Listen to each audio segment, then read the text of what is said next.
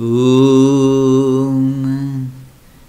भद्रं कर्णैभिः शृणुयाम देवाः भद्रं पश्येमाक्षभिर्यजत्राः स्थिरैरङ्गैस्तुष्टुवागं सस्तनूभिः व्यशेम देवहितं यदायुः स्वस्ति न इन्द्रो वृद्धश्रवा स्वस्ति नः पूषा विश्ववेदा स्वस्ति नस्तार्क्ष्यो अरिष्टनेमि स्वस्ति नो बृहस्पतिर्दधातु ॐ शान्ति शान्ति शान्तिः.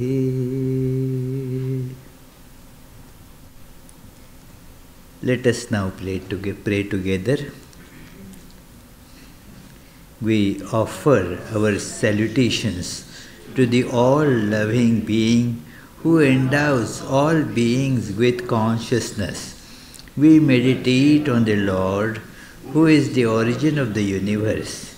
Lord, Thou abidest in all, Thou art all, Thou assumest all forms, Thou art the origin and goal of all, Thou art the self of all, Thou art existence, knowledge and bliss. Salutations unto Thee.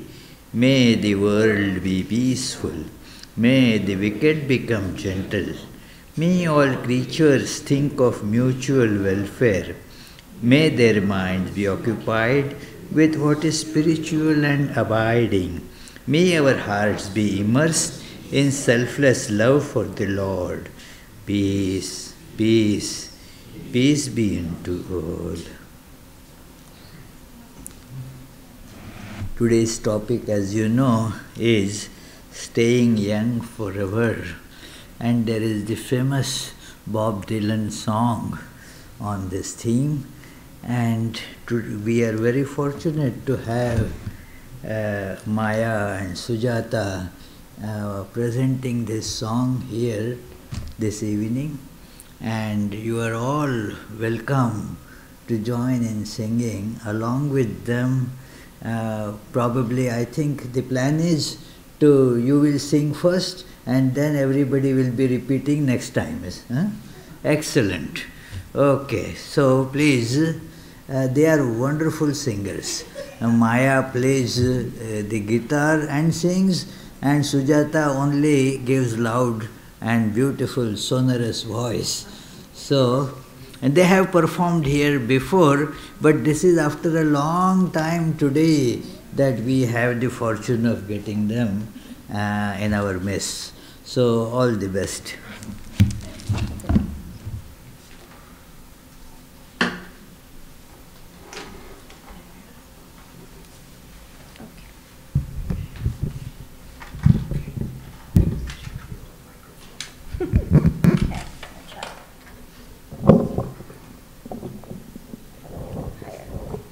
Hello. Good. Thank you for having us. So I've known this song for many, many years and learned it for this. Ready?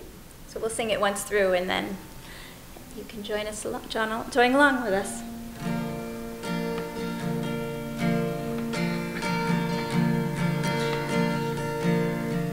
May God bless and keep you always. May your wishes all come true. May you always do for others and let others do for you.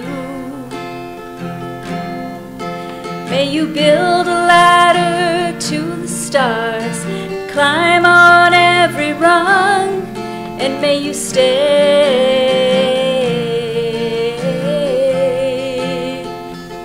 forever young.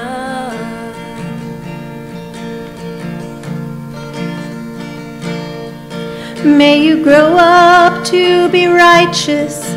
May you grow up to be true. May you always know the truth. and see the light surrounding you. May you always be courageous, stand upright and be strong, and may you stay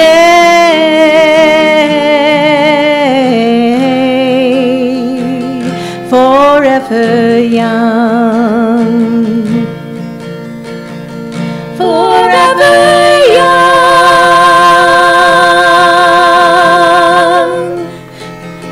Forever young. May you stay forever young.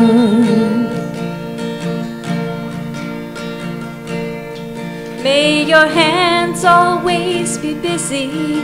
May your feet always be swift. May you have a strong foundation when the winds of changes shift. May your heart always be joyful. May your song always be sung, and may you stay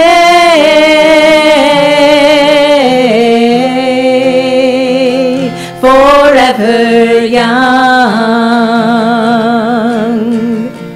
Forever young. Forever young. May you stay forever young. Join us this time. May God bless and keep you always. May your wishes all come true. May you always do for others and let others do for you. May you build a ladder to the stars and climb on every rung, and may you stay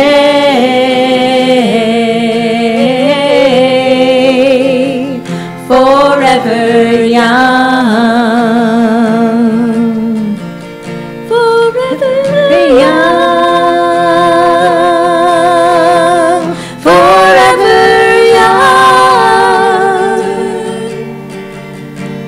May you stay forever young. May you grow up to be righteous. May you grow up to be true. May you always know the truth and see the light surrounding you. May you always be courageous, stand upright and be strong, and may you stay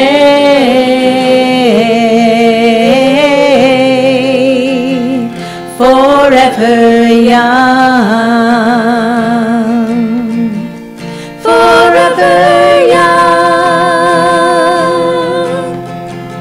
Forever young.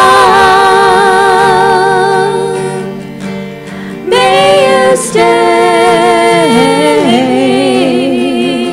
forever young. Forever. May your hands always be busy.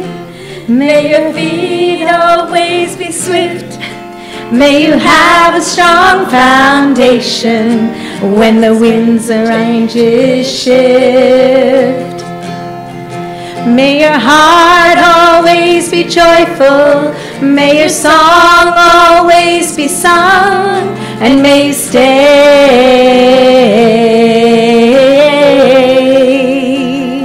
forever young.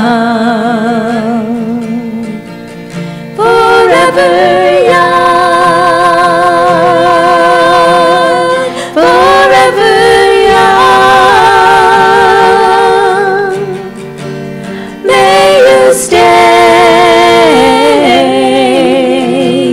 forever young.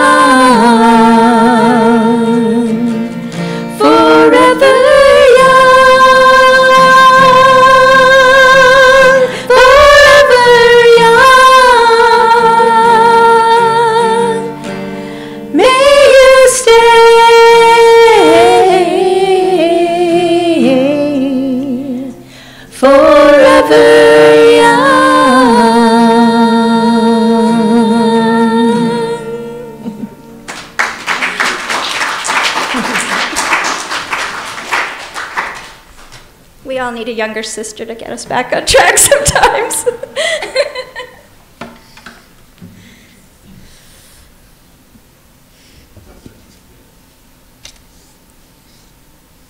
Many thanks, dear Maya and Sujata.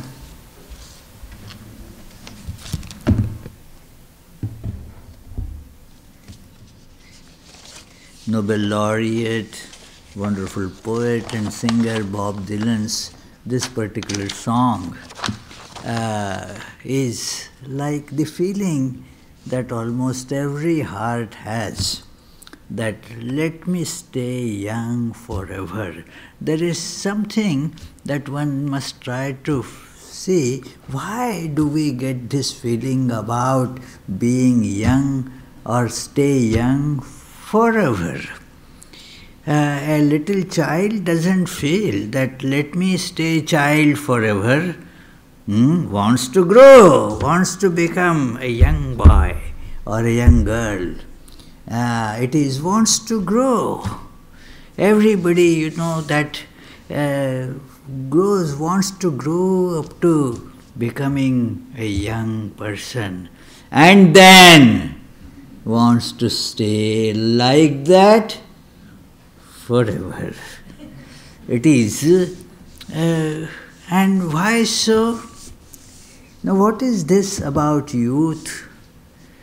It is because as you grow, you come to the topmost level of all your abilities. You reach the zenith of your potential, as it were, physical and mental. And then you feel at that time the most enthusiasm, the great aspirations come up.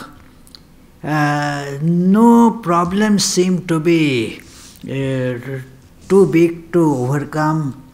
All mountains seem to be just easily crossable.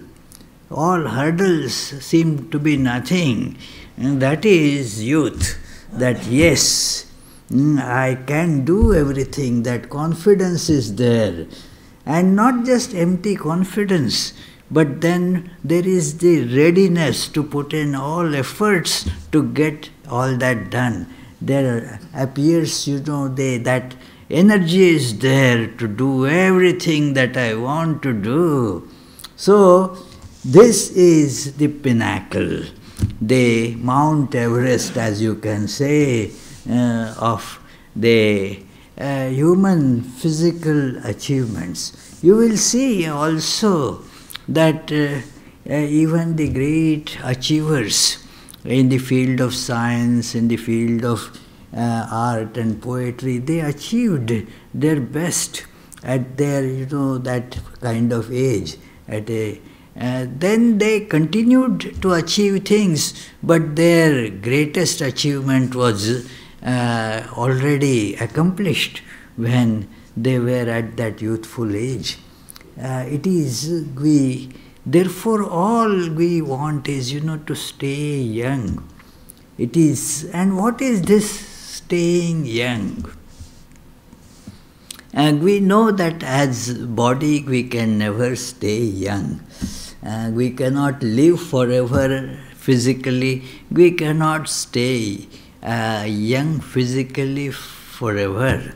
Howsoever we may attempt, we end up in many times showing as if we are young while actually not being young, making the appearance of being young. So it is important, where from this aspiration comes to stay young forever. It is our connection with something that is not corporeal, something that actually does not change in us. The scriptures point out, in all different religions, you will see that the sages maintain that there is a core to our being that does not change. And there lies all these great possibilities of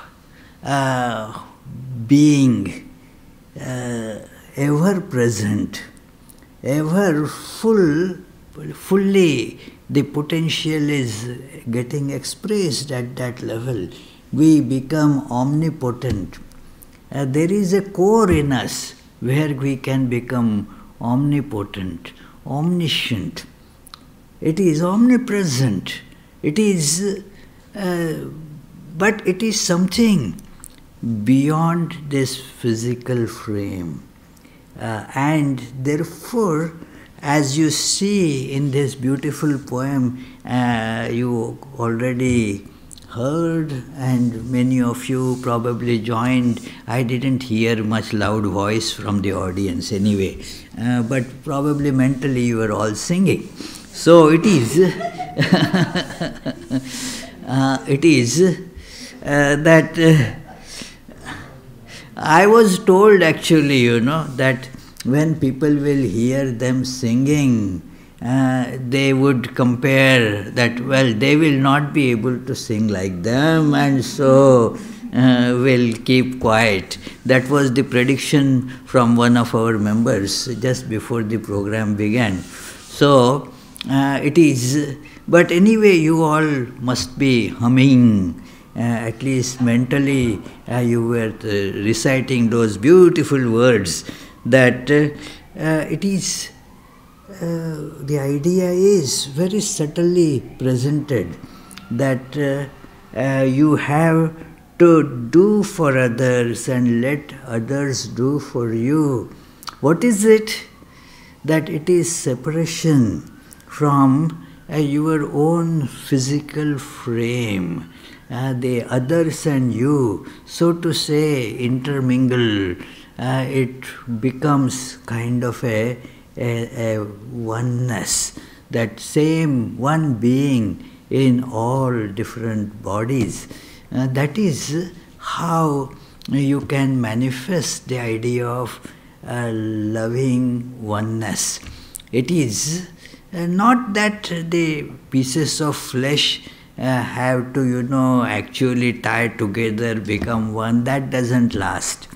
It is not really becoming one also, but feeling that this same one is in different bodies. And how does it, translate into action?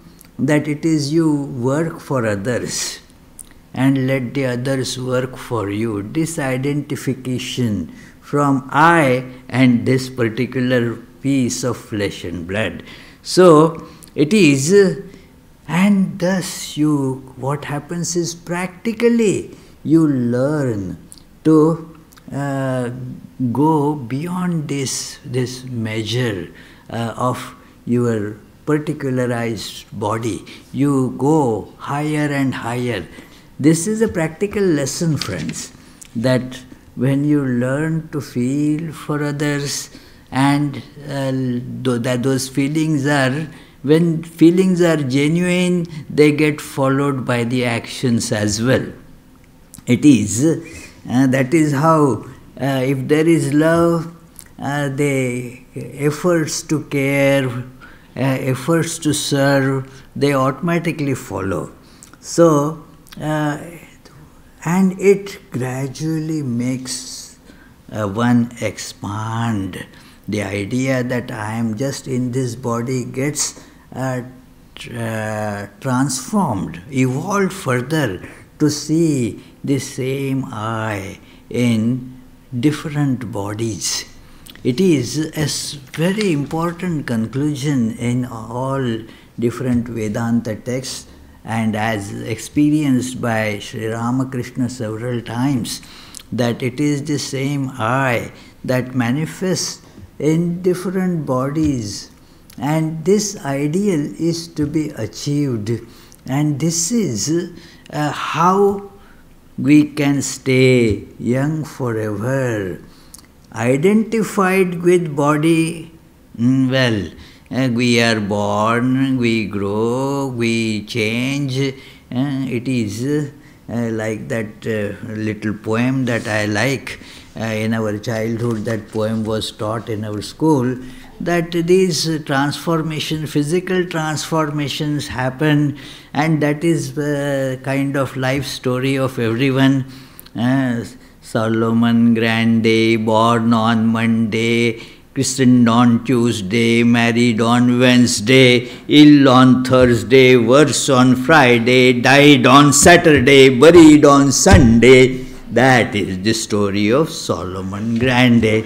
It is the story of every Tom, Dick and Harry and Jane and Kathy and Roberta. It is a story of everyone.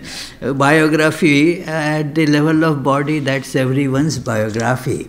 So, there is nothing much achieved in this sense.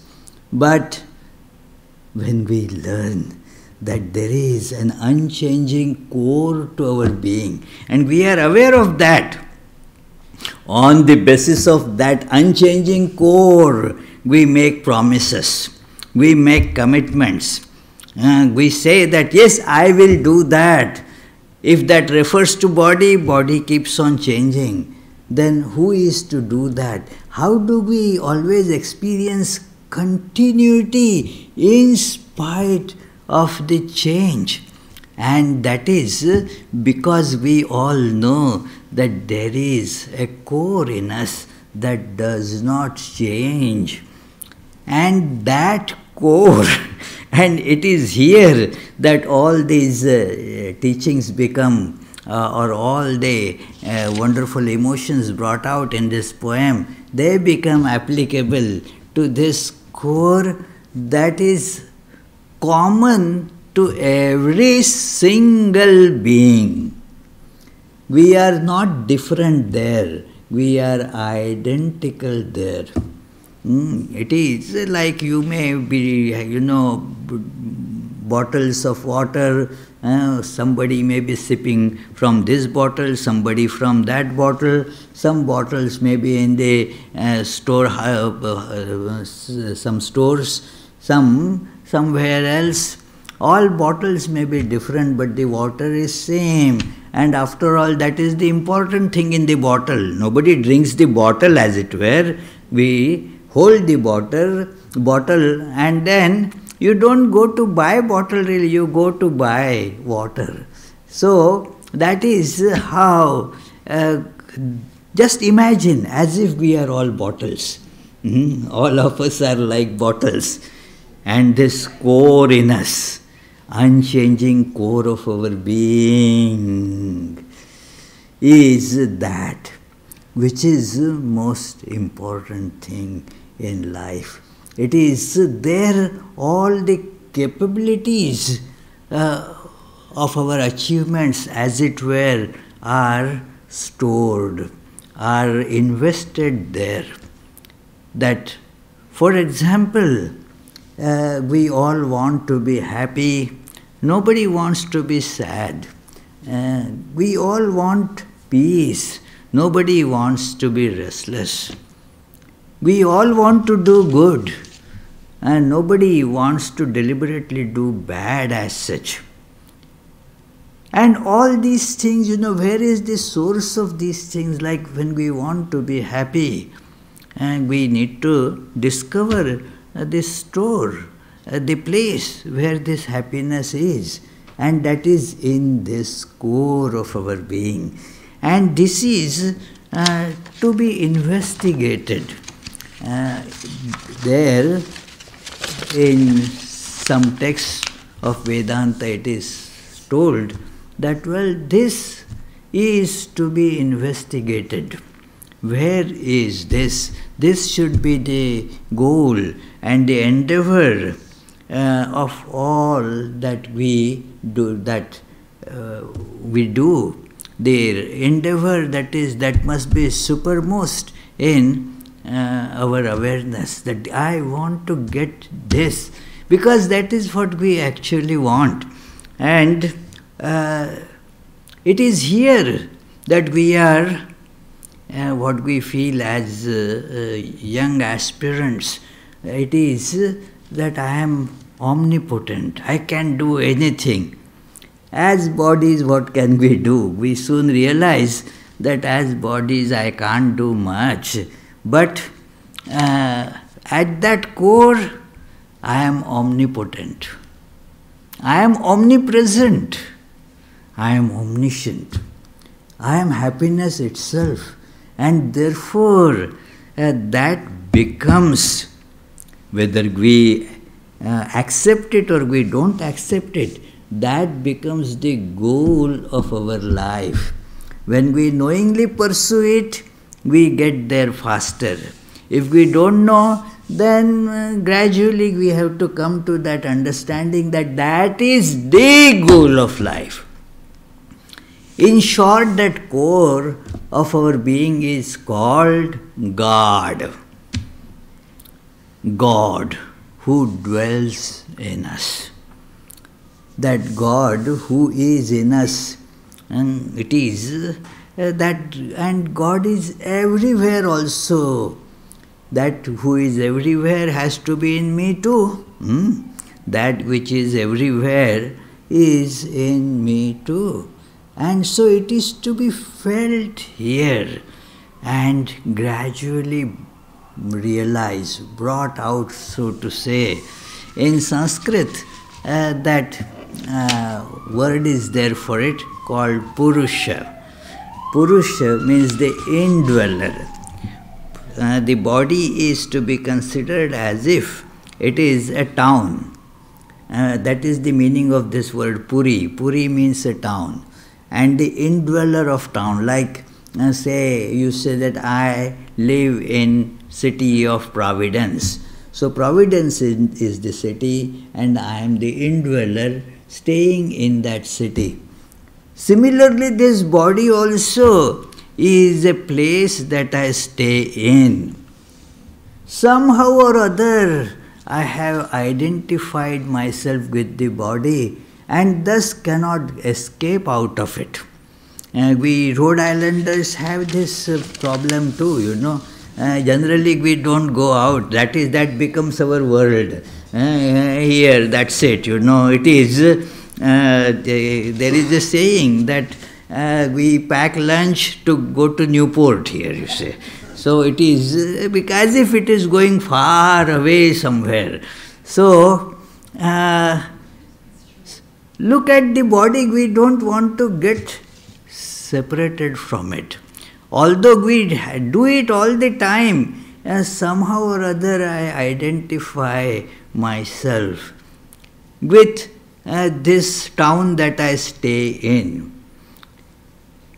Now we have to first know that I am not body. That at least that information one has to get in, that I am not body. It is very easy to get that.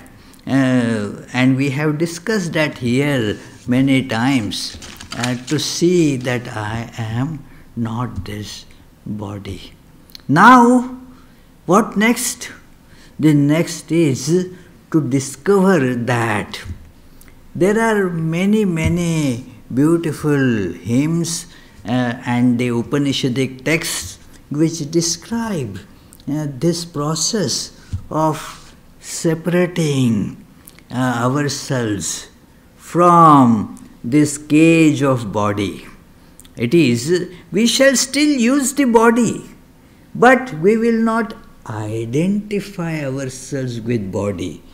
Just as you use so many instruments, you use your car, you get into the car, you drove here, got here, and then got out of the car, and then brought yourself here in the hall. You never identify yourself with car, you say my car maybe. I car, nobody says that I car, you say, it is my car, fine. It is, you don't say that I am Ford or I am GM or I am Toyota. No, it is the name for the company for the car, not I am not a Toyota or Honda or whatever. It is the Similarly, I am not this body, this is a vehicle, it is a car, at most. And then we have to be convinced of this, that yes, I am not body. How to get convinced of it? By repeatedly telling yourself and committing yourself to the actions which will stop this identification. And thus you will see you become happier. Every time you see that you are not confined to body, you become happier. Whenever you know that you are confined, that is the sad moment. It is in my childhood, if I showed too much naughtiness, which used to happen very often. So, scolding, sometimes beating, and if that also doesn't work, then they would put me in a room and close it from outside. Hey, now stay here. You have been too naughty. And then that used to be a real punishment. And that is why, friends, we are having this punishment. To be in this body cannot come out. Cannot come out. We are locked in this. Imagine if you are locked in the car. Then is it a car? Then you will not like to get into such car if you are locked in it. It is only because you can get in and you can get out, then the car becomes usable. Your house becomes house and not prison, because you can get in and get out. Suppose you are not able to get out, you are confined to it, then you are under arrest. It is called under house arrest, but it is arrest. You are not able to get out. So, our condition is like that. Therefore, we are not free. We are not happy. We are sad. We get glimpses of happiness only when we get to connect to something outside of this body. That is how we get our pleasures in this world.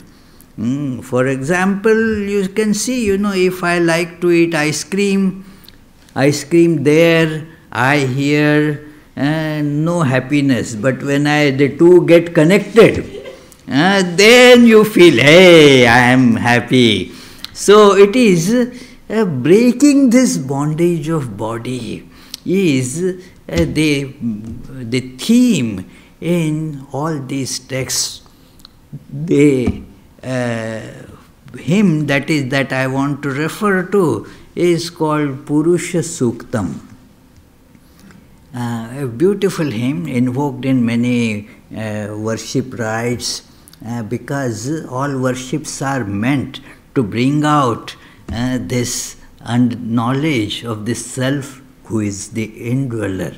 So it begins like this: Sahasra Shirsha Purushah Sahasrakshas Sahasrapat Sabhumim Vishvato Vritva Atyatishthad Dashangulam Purusha Evedagam Sarvam Yad Bhutam Yacha Bhavyam Utamritatvasyeşanah. So, it is a simple meaning of this is that this being, this Purusha, has thousands of heads, thousands of hands, thousands of mouths, thousands of feet, and so forth. 1,000 means not a number, but everywhere, wherever you see a head, it is that person's head. All hands belong to that person. That being works through all hands. Just as you can see, with my left hand also I work with my right hand. Not that somebody else is working. I work by my left hand. I work with my right hand too. The same being is working through both hands. Now expand it. I work with all hands. I think through all brains. They are my instruments, not just this little one, but all brains are my instruments. All that, everybody is really having that core. They are all one. One has to convince oneself of this by repeatedly telling this and contemplating on this, and then acting on it with the actions that will gradually, as he mentions, we will build ladders to the stars. It is, may you build a ladder to the stars and climb on every rung. It's a process, friends. Religious or spiritual life is not like 0 or 100, but step by step we begin. Go on every rung. Rising on every rung makes us feel our true, immutable, unchangeable and omnipotent, omnipresent, ever-free core more and more. Just as if you go to a fragrant flower, every step you take towards that flower makes you feel the fragrance more and more. Similarly, our life will become happier and happier with this spiritual practice. Do you want to be happy or not?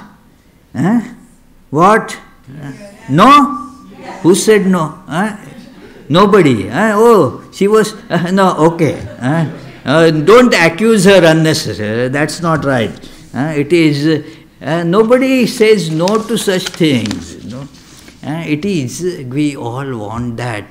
Just move on these rungs of this ladder to go beyond this imbecile identification with body. We are not that. It is every time we have to tell ourselves that this realization comes gradually, it comes out. We first realize this separation, that I get into body, I get out of body. And then we see that all bodies are really the same. I dwell in all bodies. It is now what happens that makes you grow righteous. As this poem describes, what is righteousness? It is having good feeling, a helpful feeling, love towards others which are not connected to you physically. We have love for those with whom we are physically connected. Unfortunately, even that is not always there. I love my somebody. I love my child. I love my parents. I love my community. Whatever is connected to I, there my love goes. But a righteous person is one who cherishes this feeling of well-being for everyone, even though not connected to us physically. Maybe somewhere, maybe staying in China or staying in Mars, wherever it may be, that is a part of me. That is the righteousness. So we have to practice that. These are matters of practice, friends. These are not just the matters of theory, but the matters of actual progress. And when we do that, we feel the joy that we seek. And then we want to do more and more of it because every step enhances it. This is the very special thing about this process. The joy that you get from ice cream doesn't get enhanced. You take one bite, one distinct scoop, second, you don't feel that joy. The joy that you get, it is in that diminishing, law of diminishing returns applies to that. That it keeps on diminishing and does not increase. But this joy increases. This joy increases. Just imagine why this happens. Look at the psychology of that. Suppose there is a very fragrant flower, and then it is to my back, and there is a mirror in front of me. In that mirror, that flower is reflected. I am getting the fragrance. I see that the flower is there. In that mirror, I am seeing the reflection of that flower.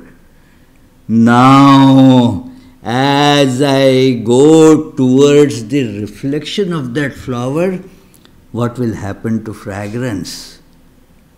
It will reduce because I am going away from flower. And that is why in this world we go to grab things for becoming happy. We grab the things, miss the happiness. So, to get to happiness, we have to learn that if the reflection is in that direction, even a middle school student knows that the thing must be in the opposite direction. So, we have to turn around and start climbing. Climbing is difficult, friends. You have to work against gravity. Do you see that? Going down is easy. Climbing up, you have to overcome the pulls of gravity, the pulls of physicality. They want to keep us bound. But if we want to stay young, we will not get tired. That is what this says, may your hands be always busy, and you can connect it to doing the righteous things. May your feet always be swift, rising on this ladder, rung by rung. Yes, that is the way one can go to the core of our being, where there is the eternal youth, eternal zenith of all that we seek in life. So, this is told there that you have to learn to separate. In Kathopanishad, a beautiful verse comes that there is a description that you have to learn to separate that which changes from the unchanging core. Something that changes, something that does not change. So, as learning to separate that, you come to the understanding that there is a being in us, and one should meditate on that being. It is described in Kathopanishad, Angushtamatra Purushottaratma. This being is of the measure of your thumb, thumb. Angushtamatra Purushottaratma. Why mentioned of the measure of thumb? Because it is to be meditated in your heart. So the heart size, and that inside the heart this is to be meditated upon. So therefore it is told it is of the measure of your thumb. Angushtamatra Purushottaratma Sada Jananam Hridaye Sannivishtah. It's always in the heart of all beings. This is a process of meditation. There are various ways that one can meditate, but this is one of the very potent ones, that Yes, feel that being in your heart. What is meant by heart here is where you feel the seat of your I consciousness. That is what it is. Heart doesn't mean just a physical part, but where you feel your sense of I.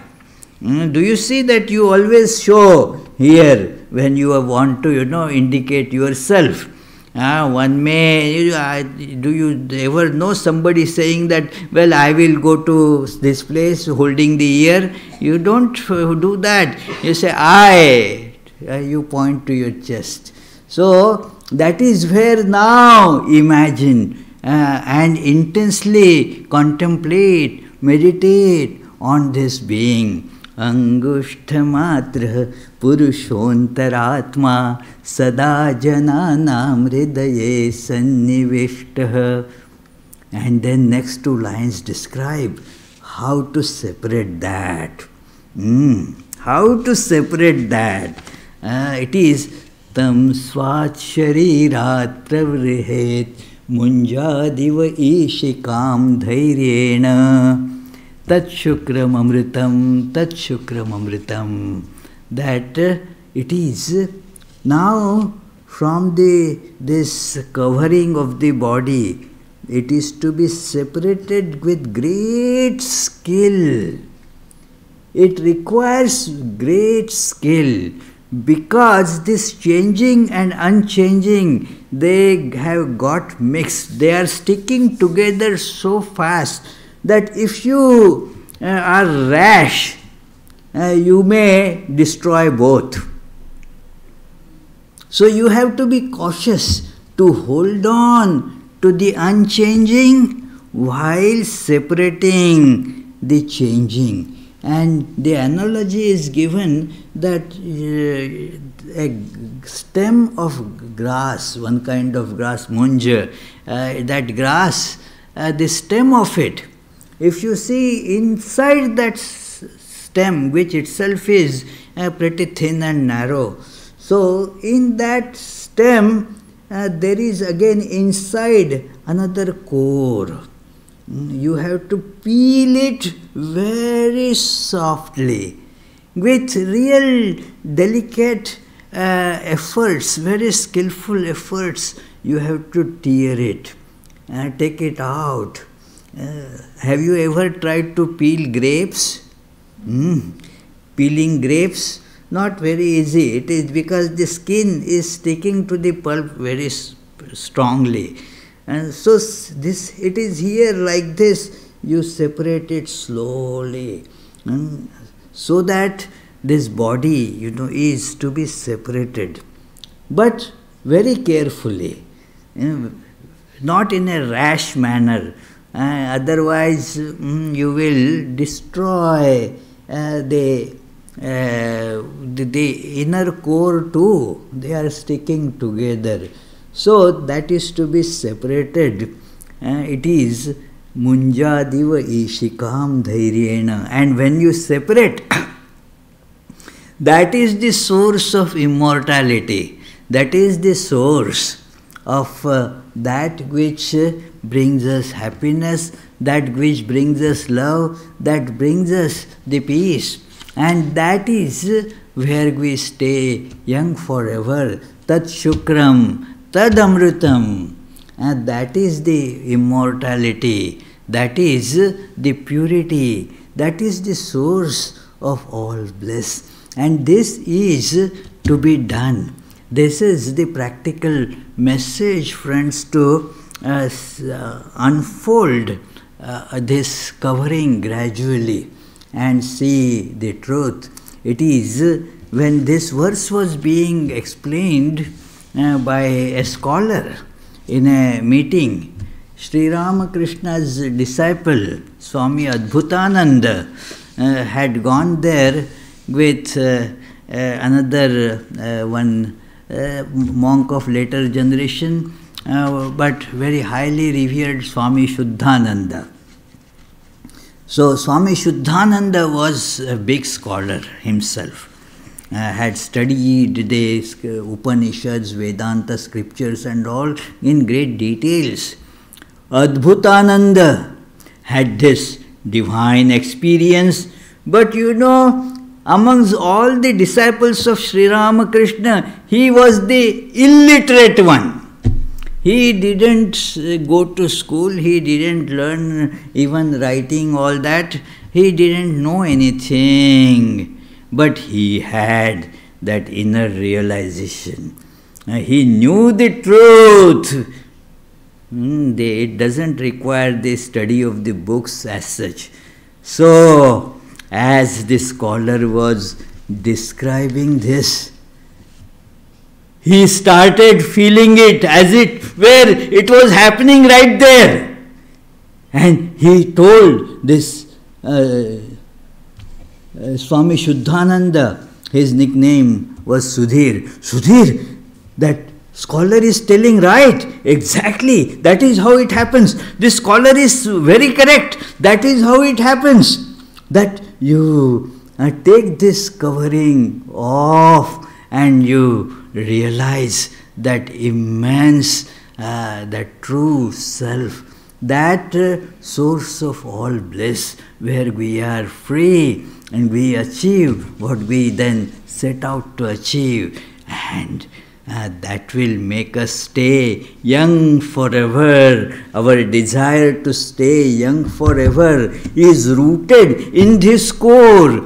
We all want to realize this core. That alone will make us stay forever young.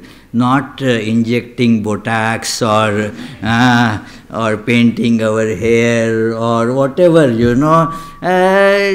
it is that will not help us stay young forever. We can fool maybe those who look at us, but we may not be able to fool ourselves. So it is this staying young forever is this. Get connected to this eternal, unchanging, ever blissful, ever perfect, ever free core in our being, and that will be the most important task that we can do in our lives. Stay young forever. Thank you, friends. My special thanks today to Maya and Sujata and their family members. Sujata's husband and children also are here. Thank you for coming, dear friends. I will read the upcoming programs while our Vishwanath does the offertory.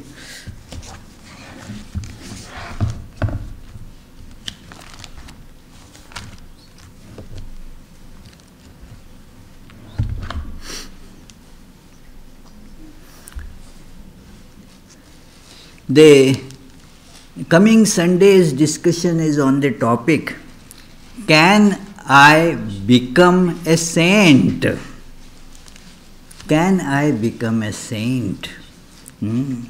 Yes, you can. That we will discuss how next Sunday. That is December 9th. The Tuesday and Friday lectures during the week, they will go on as usual at 7:30 p.m. Tuesday the topic is Sri Ramakrishna and his divine play. Friday it is Shvetashvatar Upanishad. Everybody is welcome for these. On Saturday there is a special program, the spiritual retreat is there. The theme of the spiritual retreat is, what is it? Kingdom of God is within you. Kingdom of God is within you. That is the theme for the spiritual retreat. It's day long. One has to register for that. One can register in this in the office, or one can register online or by mail, whatever. So let me conclude with the closing prayers. And on 9th, after the Sunday lecture, there is a concert, sitar concert by Srinivas Reddy, a wonderful local sitar player. Oh yes, there are question answers, isn't it? Okay, we will meditate for 30 seconds, and then if you at all have any questions or any comments, we will discuss those.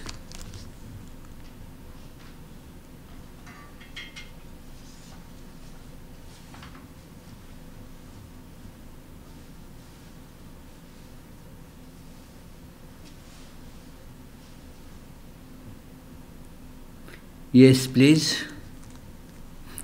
Yes, Chris. Your question about who wants to be happy reminded me of a story that maybe you've heard of the southern preacher who was giving a sermon on heaven. And he's trying to inspire everybody, and he's talking about the pleasures and the beauties and the peacefulness and everything. And at the end of the sermon, he asked the congregation, so who wants to go to heaven? No answer. But he asked again, anybody want to go to heaven? No answer. The third time, no. And he's surprised. And afterwards he says, I was really surprised. Nobody wanted to go to heaven.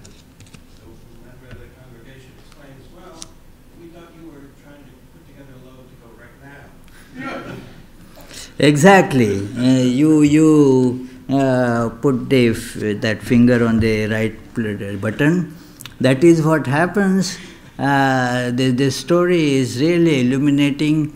I am repeating a part of it for the online listeners, that a minister described all the joy that one can get in the heaven. All the music and dance and all the happy things that can happen to you in the heaven. And then asked, well, you want to go to heaven, isn't it?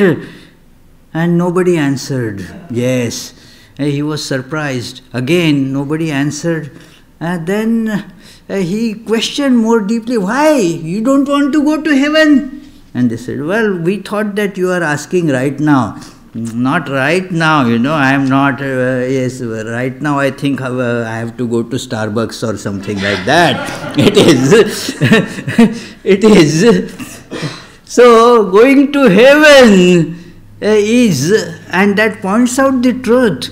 We have to learn to separate ourselves from these physical, earthly, perishable pleasures. By being bound just to the perishable, we will not reach heaven. Correct? And one thing that was kind of interesting, since we had a Bob Dylan song begin, in my looking in the internet, looking into things, I talked to you from years ago about Shah Lalan. About? Shah Lalan, I believe is his name. Shah Lalan in Calcutta, in Bengal, the 19th century musician. Shana Long. Shah Lalan. Oh, Lalan Shah. Lalan Shah. Lalan Fakir. Yeah.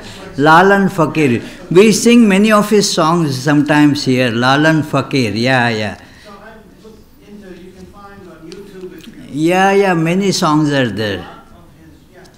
Bob Dylan's most famous album is The Ballad of Somebody. I can't remember but he won like awards or so. He considered his greatest album. On the cover of that, what do they call themselves? The Bowls? Bowls, yeah. That was Lalan was a bowl. Yeah, bowl is the itinerant religious singers. Yeah, on the cover of he actually collaborated. He had two bowls singing with him. Oh, wow. He had a connection in Well, thank you for letting me know. I wasn't aware of this. Yeah, he had a musical connection. He spent time there and Learn bowls. was an influence. Yeah, very good to know that. Anyways, Bob Dylan is a minstrel actually. The popular song or the compositions were more like Baul and Shafi songs. These are former minstrels or folk singers or some sort. He was deeply Yeah. Bob Dylan and his songs were very reminiscent of the Baul style of singing. It is, and it is wonderful. It will do good, if you learn some Baul songs. It's wonderful. Anyway. Yeah. We sometimes have some wonderful singers sing here that Lalan songs too. In our Universal Brotherhood Day, some couple of years back, one lady sang some of this Lalan song. Our friend Tapas Talukdar, he also sings. So they are wonderful songs. They also know, but I don't know if they sing Lalan Fakir songs. Good. Okay. Yes, Richard, you had raised hand. Yes, the Chinese have an adage: you want to be happy for a month. Oh, okay. Get married. And I must admit, it works pretty well. For about a month. Well, I've had happiness. I want more. it is what happens is that it is you keep on hoping that you will get happiness for 1 month, and then the hopes get changed. It is that is one person was therefore feeling, that there is some voice that comes to him all the time when there is a danger, and then he gets saved. The voice inside tells that person, stop.